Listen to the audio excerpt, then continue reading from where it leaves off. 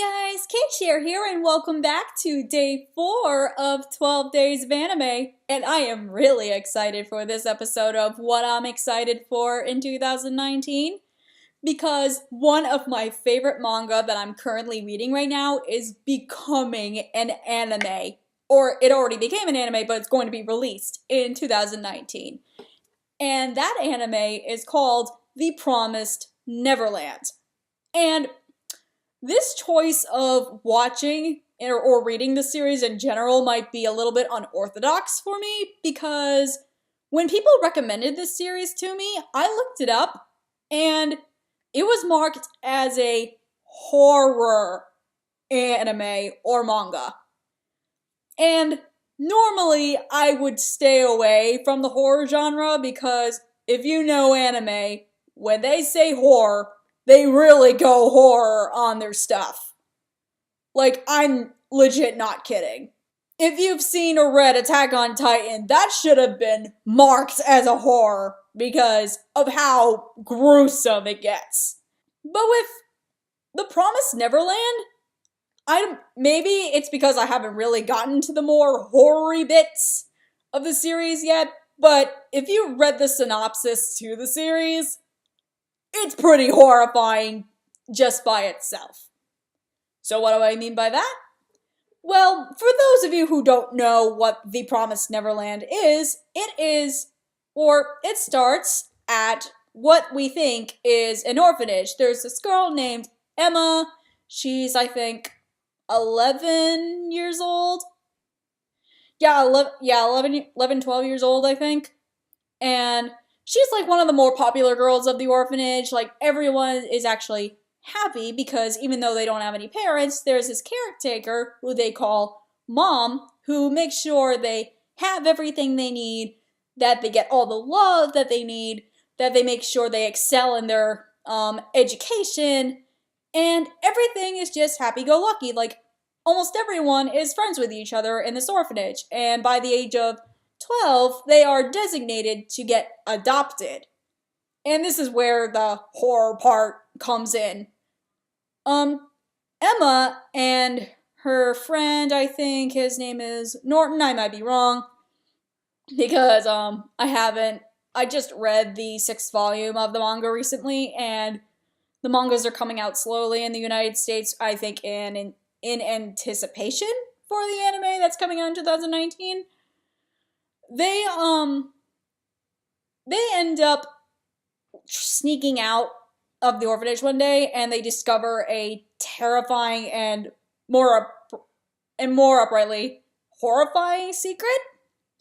They find out that the orphanage, there is something beyond the walls, but the thing about it is, what's outside are demons, and these children in the orphanage, by the time they're 12 years old, they are big enough and sort of fattened enough to have them fed to the demons as a deal that the human race and the demon race made years ago, that in order to keep peace with each other, the humans must feed their own kind to the demons so that the demon doesn't destroy the human race.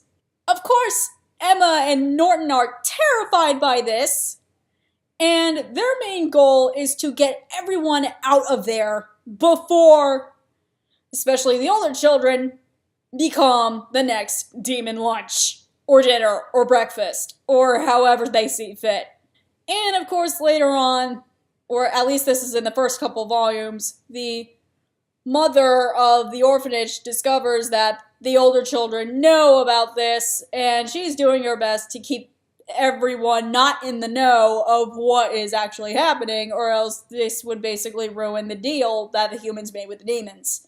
So, yeah, a lot of stuff goes down, and I really cannot explain everything about it, because if I try, I'd probably mess up what is actually going on in the series. As I said, it's ongoing as of now. It's been going since 2013, 15, I don't remember from the top of my head, but it's a pretty new series, as I've heard of, and it's incredibly suspenseful.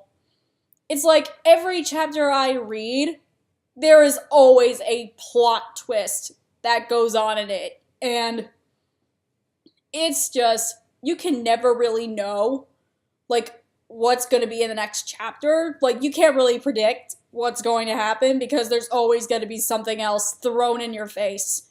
And it's done in a way that makes it a lot more intriguing than it is confusing. Like, the series is pretty straightforward. The story is pretty straightforward. But the secrets that the series hides is not. And that's why I love it so much, because I want to continue reading and keeping going of what is happening. I think so far my favorite character is Emma, the main character, because she is downright fearless. Like, yeah, she may be a little naive because she has no clue what is on the other side of the orphanage walls. Like, no one knows what is on the other side. They don't know who's friend, they don't know who's foe.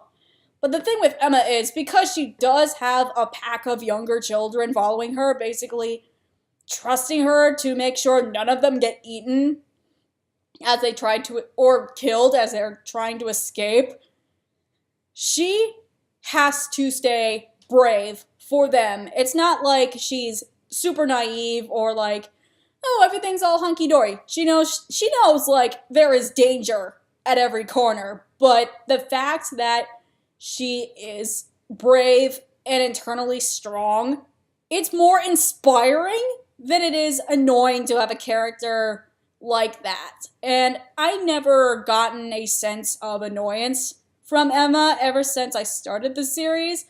Because like I said, she's not ignorant.